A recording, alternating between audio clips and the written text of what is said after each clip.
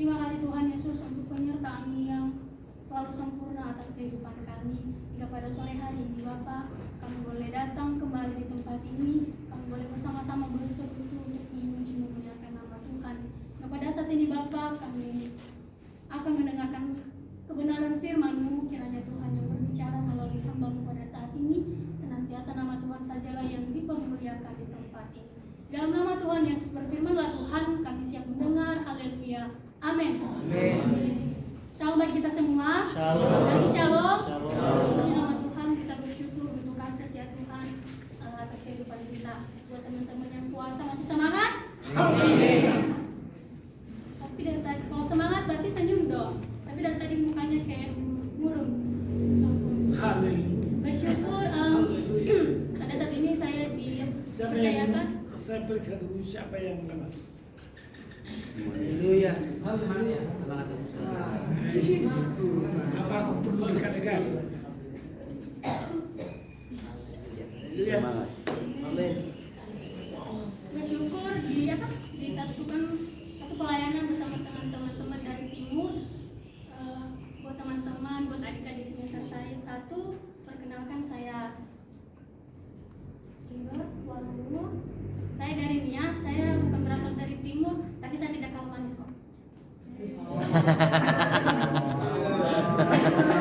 Tidak kalah manis.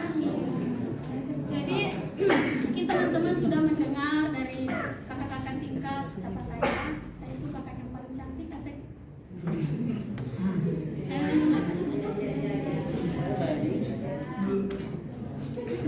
Baik. Di dalam kehidupan kita selalu diperhadapkan dengan beberapa pilihan. Baik itu pilihan yang benar, yang baik, dan yang tidak baik dan tidak benar. Termasuk memilih Kristus beserta ajaran-ajarannya sebagai pegangan kehidupan kita. Amin. Firman Tuhan yang akan kita renungkan pada sore hari ini boleh kita lihat di dalam Galatia 1 ayatnya yang ke-6 sampai dengan ayatnya yang ke-10. Galatia 1 ayat 6 sampai dengan ayatnya ke-10. Yang sudah menemukan boleh katakan bercanda. Boleh dong.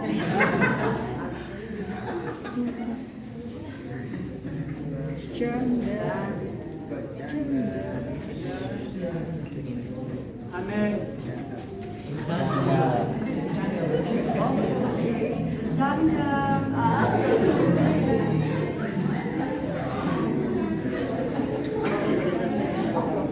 Saya percaya kita semua sudah menemukannya.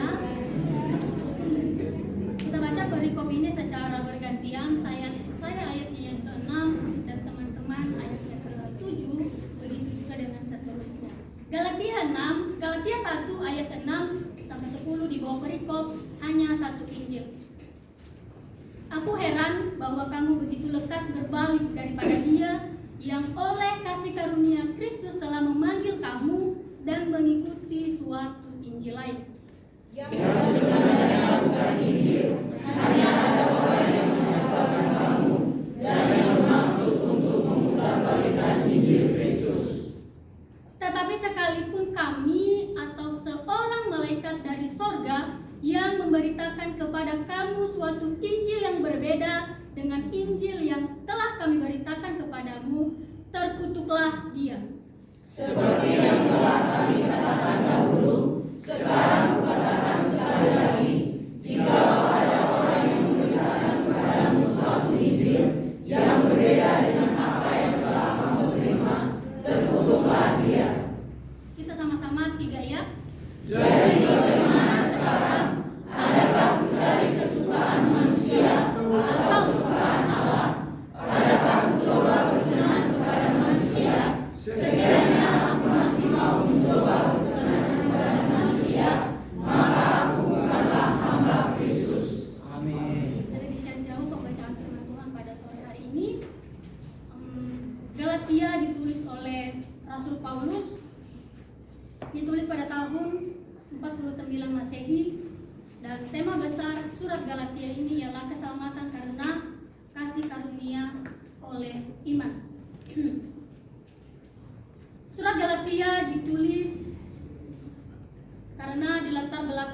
oleh adanya pengacau yang disebut dengan guru-guru palsu yang datang kepada jemaat Galatia untuk mengajarkan ajaran yang sesat. Di dalam Galatia 1 ayat 6 sampai 10 berbicara tentang Injil. Akan tetapi pada saat itu ada oknum, ada pihak yang tidak senang dengan pengajaran Paulus. Oleh karenanya mereka datang untuk mempengaruhi jemaat Galatia dengan ajaran-ajaran yang mereka ajarkan. Sehingga mereka berupaya untuk memutarbalikkan Injil yang sebenarnya. Tujuan penulisan Galatia ini yaitu untuk menolong orang-orang atau jemaat di Galatia supaya mereka berbalik kepada Kristus yang telah disesatkan oleh ajaran palsu. Tema firman Tuhan pada sore hari ini ialah jangan salah pilih.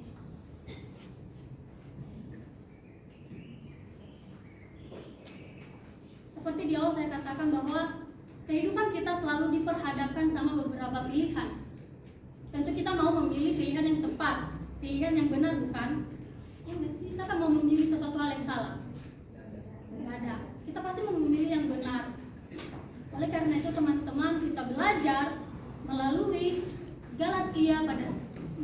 Galatia 1 ayat 6 dan sampai 10 pada saat ini. Apa yang harus kita lakukan untuk atau supaya kita tidak salah pilih menurut Galatia 1 ayat 6 sampai 10? Yang pertama ialah belajar dengan baik.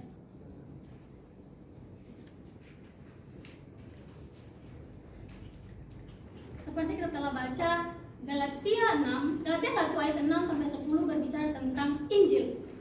Ada dua Injil yang dibicarakan pada surat ini. Yang pertama, Injil yang sering kita dengar, bahkan kita pelajari, yaitu Injil yang disampaikan oleh Rasul Paulus kepada jemaat Galatia. Injil yaitu berasal dari bahasa Yunani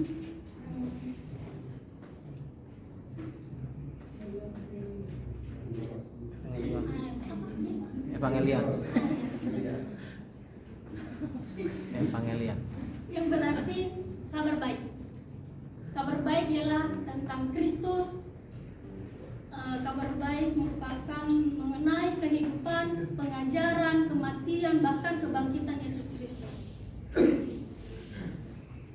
Sedangkan Injil atau ajaran sesat yang disampaikan oleh guru palsu atau pengajar sesat pada saat itu adalah menyerupai Injil yang benar tetapi tidak benar. Mereka beranggapan bahwa mengapa palsu? Iya, palsu. Mengapa dengan mudah Paulus mengajarkan Injil mereka akan selamat hanya karena percaya kepada Kristus? Itu menurut pengajar sesat pada saat itu. Tidak segampang itu, seperti lagu tidak segampang itu. Iya. Menurut pengajar sesat, tidak segampang itu untuk mendapatkan sebuah keselamatan. Tidak cukup hanya dengan percaya kepada Injil, tidak cukup percaya hanya kepada Kristus. Akan tetapi mereka harus mengikuti, melakukan tradisi-tradisi Yahudi. Seperti mereka harus disunat, harus menaati hukum Taurat, dan merayakan hari-hari raya orang Yahudi. Itu menurut ajaran sesat, ajaran palsu, Injil palsu yang disampaikan oleh pengajar sesat pada saat itu. Akan tetapi Rasul Paulus menyampaikan pada ayat 6 sebuah keheranannya. Dia kaget, teman-teman. Dia berkata di ayat 6, aku heran. Paulus berkata, saya heran. Paulus kaget. Mengapa begitu mudah kamu mengikuti Injil yang itu, Injil yang sesat, pengajaran yang sesat? Bahkan Paulus sedang mengajarkan kepada mereka Injil.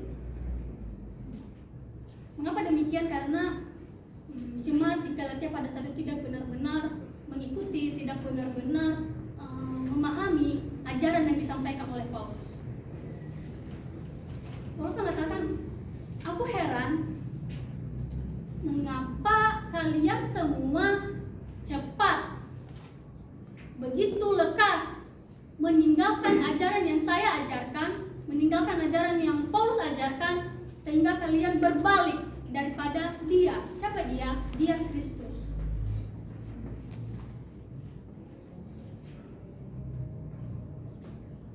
Dengan mudahnya mereka pergi dan berbalik 180 derajat, meninggalkan Kristus serta mengikuti ajaran sesat yang disampaikan oleh pengajar sesat.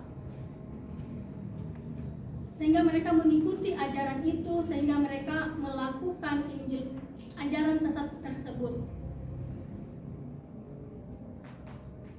Paulus mengharapkan kepada jemaat Galatia pada saat itu supaya agar mereka belajar dengan baik, mempelajari, memahami ajaran atau Injil yang disampaikan Paulus, supaya mereka tidak terjerumus, supaya mereka tidak mengikuti ajaran yang disampaikan oleh guru palsu pada saat itu. Lalu bagaimana dengan kita, teman-teman, Bapak Ibu sekalian?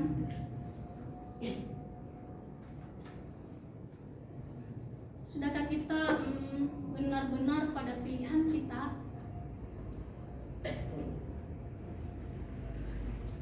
Bagaimana cara kita supaya membuktikan apa yang kita pilih itu benar? Kembali kepada Paulus, pada akhirnya jemaat Galatia itu mulai lengah, kepercayaan mereka mulai goyah, sehingga mereka memilih Injil yang disampaikan oleh pengajar sesat, sehingga mereka menjadi pengikutnya guru palsu tersebut.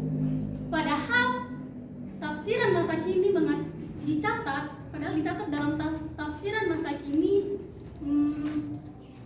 jemaat Galatia pada waktu itu mereka mengikuti ajaran itu sudah dalam keadaan bertobat, sudah dalam keadaan mereka sudah memahami Injil tersebut.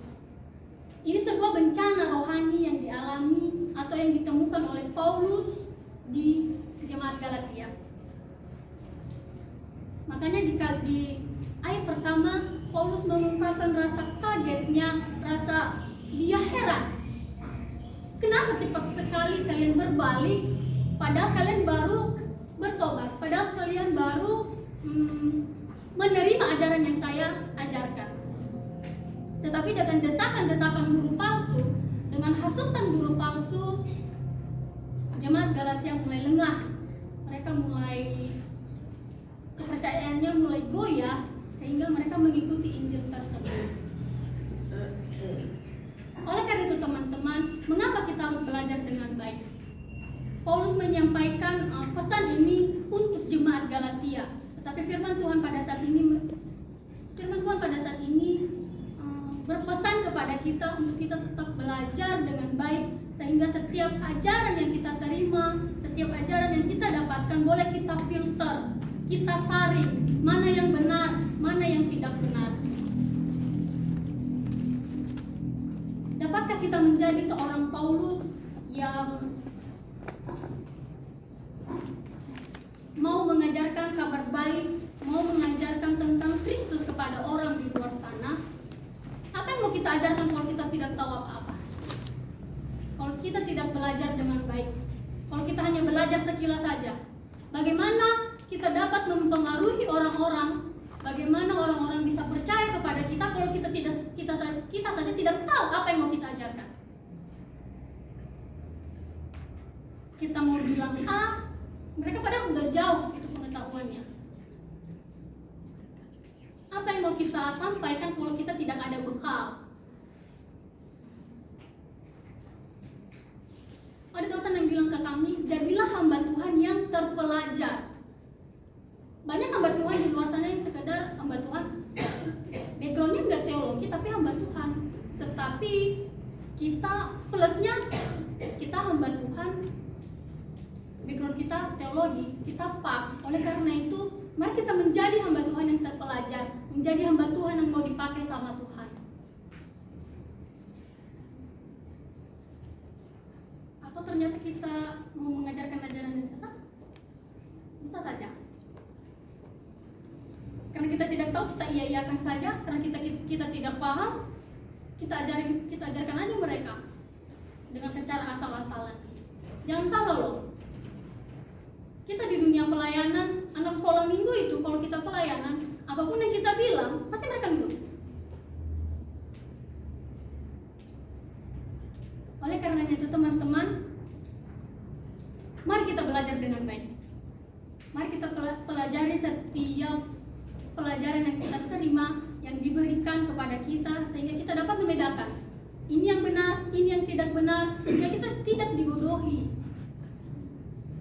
Sehingga kita juga mampu mempengaruhi orang-orang di luar sana yang bertemu dengan kita di manapun, secara khusus di tempat kita pelayanan. Poin yang kedua, apa yang harus kita lakukan agar kita tidak salah dalam memilih, yaitu tidak terpengaruh. Di sini saya mengambil referensi dari terjemahan sederhana masa kini, Alkitab terjemahan sederhana masa kini. Ya. Boleh satu orang baca? Siapa ya? Juli, saya ingat namanya Juli. Ada Juli? Ada Juni. Enggak, saya nggak mau. Saya mau ini apa? Stella. Ada Stella? Ada Jimmy.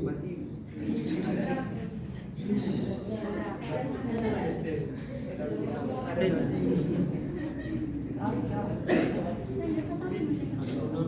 Ada? Ada. Silakan baca deh. Yang di atas, bukan Alkitab. Bukan yang di Alkitab. Nggak kebaca. Jangan terpengaruhi siapa saja yang memberitakan kabar baik tentang Kristus yang berbeda dari yang sudah kami beritakan kepada kalian, biarpun saya rasul lain atau malaikat dari surga pun, dia harus dibuang ke dalam api neraka. Galatia 9 ayat 1.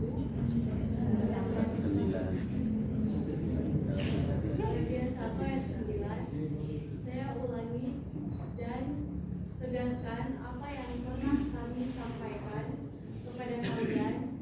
Siapa saja yang memberitakan kabar baik tentang Kristus kepada kalian yang berbeda dengan yang sudah kalian terima dari kami, dia harus dibuang ke dalam api neraka. Terima kasih. Di Galatia 1 ayat 8 versi Alkitab terjemahan sederhana masa kini dikatakan jangan terpengaruh. Di sana diakhiri dengan tanda seru. Ini sebuah perintah yang disampaikan oleh Rasul Paulus kepada jemaat Galatia. Paulus mengatakan jangan terpengaruh siapa saja yang memberitakan kabar baik tentang Kristus yang berbeda dari yang sudah kami beritakan kepada kalian, biarpun saya, rasul lain atau malaikat dari surga pun, dia harus dibuang ke dalam api neraka. Di sini saya khususkan, saya ambil di jangan terpengaruh. Poin kedua mengatakan tidak terpengaruh. Rasul Paulus menegaskan kepada jemaat Galatia untuk sama sekali tidak terpengaruh kepada ajaran yang disampaikan oleh pengajar sesat pada waktu itu. Akan tetapi karena jemaat Galatia yang kondisinya seperti itu,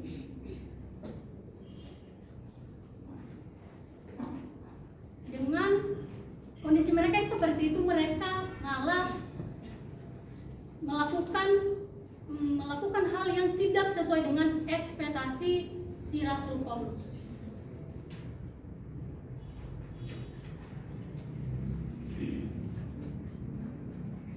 Injil yang diajarkan oleh Rasul Paulus pada saat itu yaitu Injil yang mengajarkan tentang sebuah keselamatan telah telah disediakan oleh Allah melalui Yesus Kristus. Boleh dibaca di Yohanes 14 ayat 6, Melvan. Yohanes 14 ayat 6.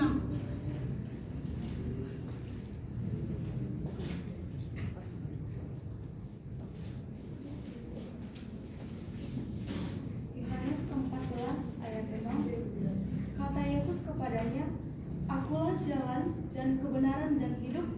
Tidak ada seorang pun yang datang kepada Bapa kalau tidak melalui Aku. Terima kasih. Yesus berkata, Akulah jalan kebenaran dan hidup. Tidak ada seorang pun yang datang kepada Bapa kalau tidak melalui Aku. Padahal simpel. Injil yang disampaikan oleh Rasul Paulus sangat simpel. Kita tidak akan sampai kepada Bapa kalau tidak melalui Kristus. Tetapi karena mereka terpengaruh dengan ajaran yang disampaikan, pengajaran sesat, tidak. Kenapa Injil semudah itu? Kenapa untuk mendapatkan sebuah keselamatan sangat mudah? Menurut mereka itu sangat mudah. Hanya karena percaya kepada Kristus, langsung selamat. Nah, itu menjadi sebuah masalah yang dialami, sebuah tantangan yang dialami oleh Paulus untuk menghadapi jemaat Galatia pada saat itu. Tetapi dengan tegas Paulus mengatakan, sekali-sekali jangan terpengaruh. Siapapun di antara mereka, bahkan di antara kami sekalipun yang menyampaikan Injil di luar apa yang sudah diajarkan Paulus akan dihukum. Bagaimana jemaat Galatia tidak terpengaruh, teman-teman, Bapak Ibu? Mereka tidak belajar dengan baik, mereka tidak memahami dengan baik apa yang disampaikan Rasul Paulus sebelumnya. Bagaimana dengan kita? Sudahkah kita tidak terpengaruh di luar ajaran sesat? Saya kesampingkan ajaran sesat. Sudahkah kita tidak terpengaruh dengan tawaran-tawaran di luar sana?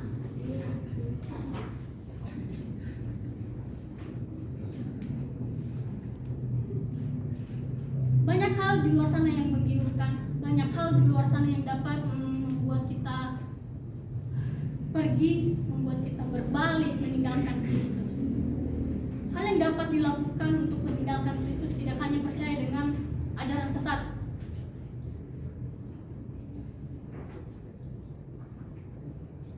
Bisa saja lingkungan kita dapat mempengaruhi kita. Bisa saja karena jabatan, bisa saja karena harta, tahta, wanita. Bisa saja.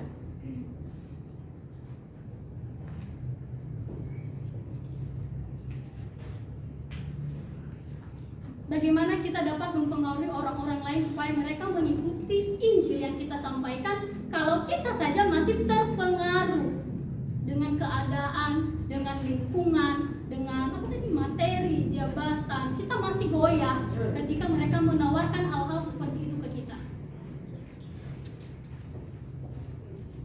Teman-teman, Bapak Ibu, pilihan ada di tangan kita. Pilihan ada di tangan kita untuk kita tetap pada pilihan kita atau kita malah terpengaruh.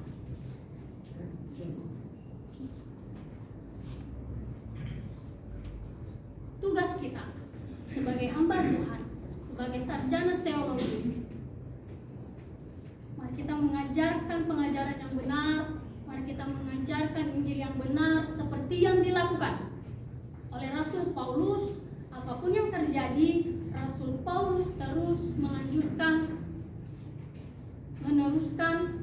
pengajaran yang dilakukan olehnya. Atau bahkan ini yang menjadi masalah dalam diri kita. Karena kita kaum minoritas, kita malu mengakui kepercayaan kita. Ada yang malu? Tidak. Yakin? Yakin. Ada salib bersama. Ada yang berani berdoa di depan orang banyak, kita berdoa lipat tangan? Saat makan? Boleh. Tidak boleh berdoa di depan orang banyak.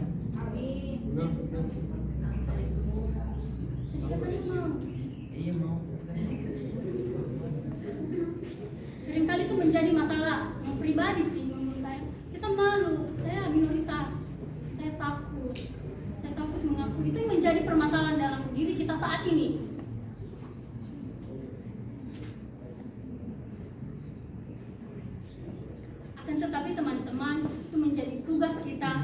jawab kita sebagai hamba Tuhan, sebagai sarjana teologi. Kalau kita menyandang gelar STH, kita menyandang gelar SPD, tetapi kita tidak mau bertindak, kita tidak mau berbuat. Kita sudah dengar, tapi kita tidak sampaikan. Kita sudah paham, tetapi kita tidak menyalurkannya ke orang lain. Jangan jadi hamba Tuhan yang pelit rohani, pelit pembelajaran. Jangan hanya memikirkan diri sendiri. Udah, saya kan gak terpengaruh. Tapi orang-orang di luar sana bagaimana? Itu kan bukan tugas saya. Itu tugas kita sebagai hamba Tuhan. Saya punya satu ilustrasi tempat liburan saya. Saya punya adik namanya Davina.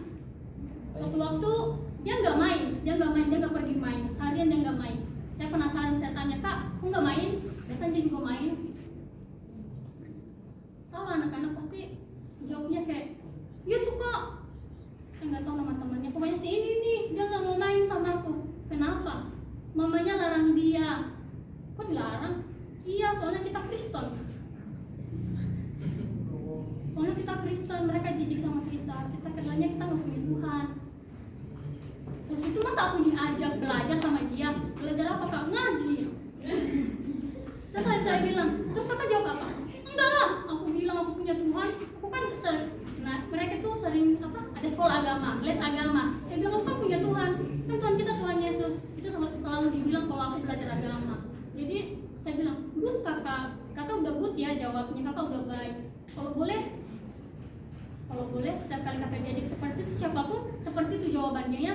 Jangan malu kakak bilang kalau kakak punya Tuhan Yesus. Dapatkah kita seperti anak kecil ini? Yakin? Tadi katanya nggak mau berdoa di depan kalau lagi malu.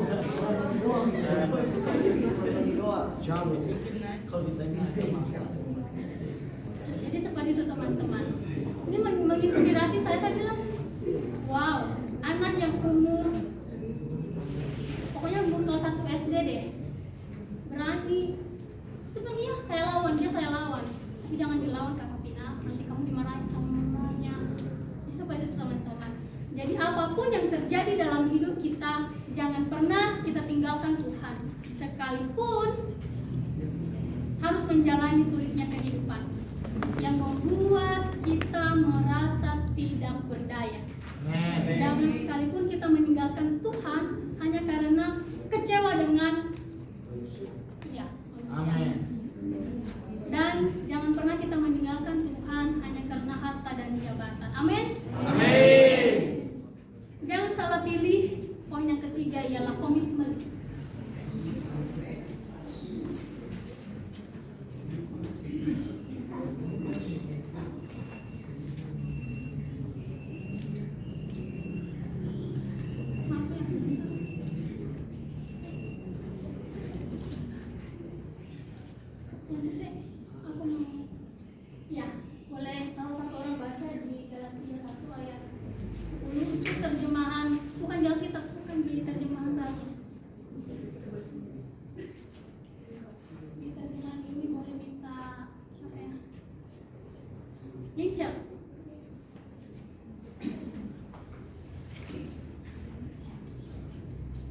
Galatia 1 ayat 10. Apa yang baru saja tuliskan kepada kalian, jelaslah bahwa saya tidak mengubah ajaran saya untuk menyenangkan hati manusia. Saya hanya berusaha menyenangkan hati Allah saja. Kalau saya berusaha menyenangkan hati manusia, berarti saya bukan lagi hamba Kristus. Amin. Komitmen berasal dari bahasa Latinnya itu komuter, yang berarti menyatukan, mengerjakan, menggabungkan dan mempercayai. Komitmen yang dimaksud dalam ayat 10 ialah kemampuan untuk melakukan apa yang menyenangkan hati Allah dengan menyampaikan Injil yang benar tentang Kristus, bukan seperti yang dilakukan oleh pengajar sesat. Ada yang sudah pernah berkomitmen antara kita semua? Bertahan sampai sekarang? Tidak. Ingat,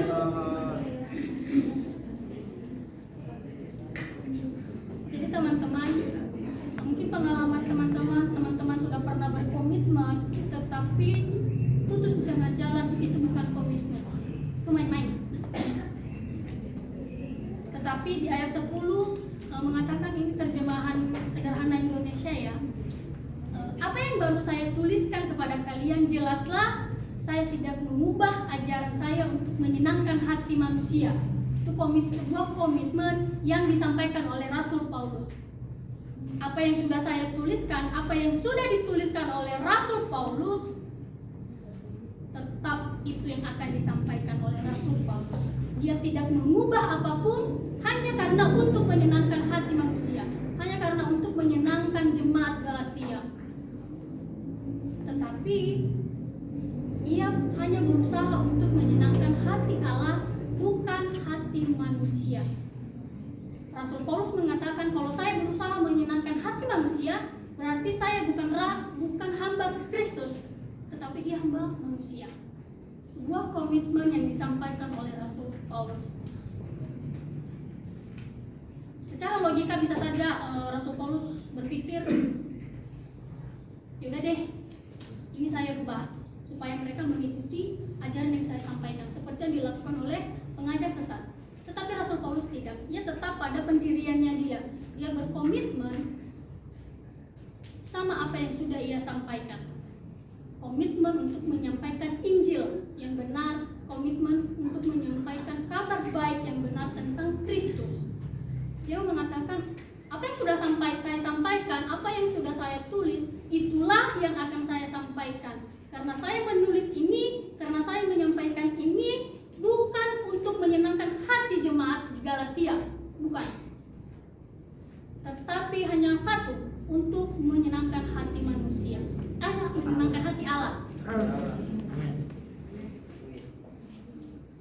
Di terjemahan baru, dia mengatakan di kalimat akhir, kalau saya bertujuan untuk menyenangkan hati manusia, berarti saya bukan hamba Kristus, saya hamba manusia. Saya belum menjadi hamba manusia?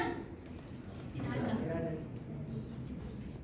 Lalu bagaimana dengan kita teman-teman di dunia pelayanan? Sudahkah kita komitmen dalam pelayanan kita? Amin. Yakin? Cinta sama pelayanannya? Amin. Komitmen sama pelayanannya? Amin. Dalam nama Tuhan Yesus. Amin. Jadi teman-teman, komitmen berarti apapun yang terjadi ketika kita berada di bawah, kita tetap melakukan pelayanan tersebut. Bukan malah melarikan diri dari pelayanan yang ada, bukan melarikan diri dari masalah yang ada.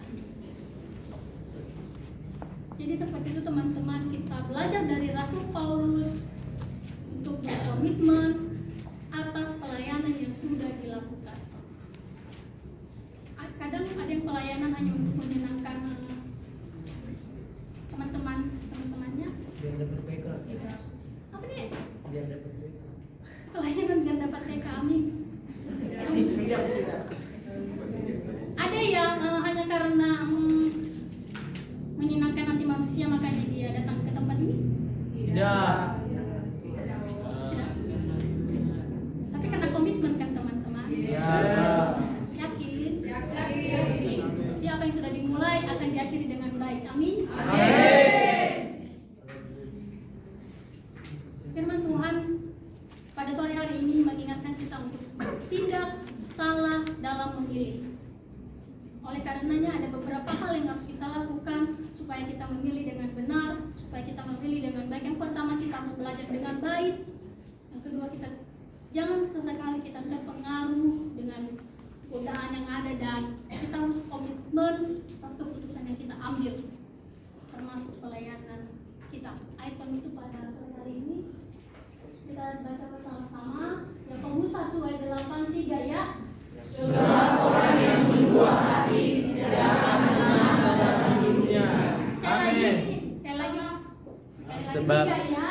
Sebab orang yang berdua hati tidak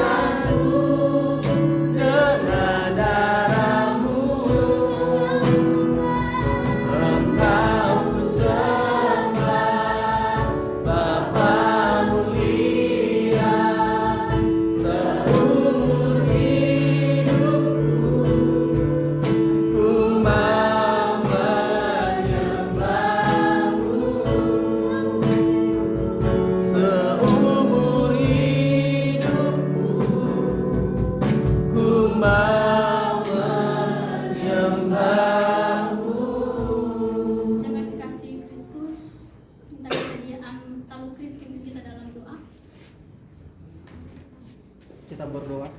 Bapa Surgawi, hati kami limpah dengan ucapan syukur jika di sore hari ini Tuhan kami sama-sama diingatkan oleh kebenaran firman-Mu Tuhan. Biarlah firman yang sama-sama kami renungkan Tuhan tidak akan sia-sia ketika kami mendengarnya Tuhan, tapi itu akan kami simpan, kami tanam di dalam hati kami, dan itu akan bertumbuh dan buahnya boleh kami bagikan dimanapun kami berada Bapa. Tuhan berkati Liber Tuhan, Tuhan terus berikan hikmat-Mu Tuhan, Kau pakai secara dahsyat lagi Bapa, sehingga hamba-Mu lebih semangat untuk melayani Tuhan. Ibadah kami selanjutnya kami serahkan di dalam tangan kasih-Mu. Haleluya, amin. Terima kasih. Shalom.